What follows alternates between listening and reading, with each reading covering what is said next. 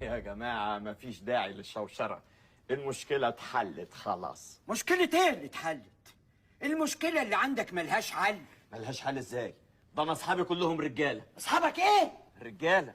ومال اصحابك بالموضوع ده؟ شوقي صاحبي ده راجل قوي، اول ما عرف بالحكاية قرر يساعدني، قال لي هاتها عندي في العوامة. اعوذ بالله، اطلع بره بره. ده بدل ما تبقى راجل متساهل ومتفاهم. ايه؟ يا عمي الصحاب لبعضيها. بره قبل ما اجيب اجلك. اسمع، لا انت لازم تطلعها دلوقتي حالا. فاهم؟ هتطلعها يعني هتطلعها. انت مكبر الموضوع ليه؟ هي مشكلتي انا بس، دي مشكلة كل الشباب. هو كل شباب بتنيل زيك كده؟ معظمهم يعني.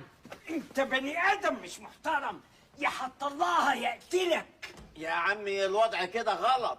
سيبه يا بابا. انت جاي ليه؟ ليه يا وفاء؟ ما انت سمعت كل حاجة. ولحد امتى هتفضل معتمد على شوقي؟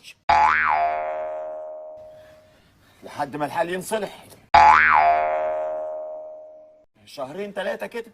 وافرض شوقي زهق؟ حسين موجود، فلفل موجود، انا اصحابي كلهم رجالة. بره بره قبل ما اجيب سكينه اقتلكوا انتوا الاثنين. انت خلاص اتجننت رسمي. طلعني يا صابر، طلعني. طلعها يا يعني انت عايز تفهمني ان يوم جوازك محدش من اصحابك وقف معاك؟ بره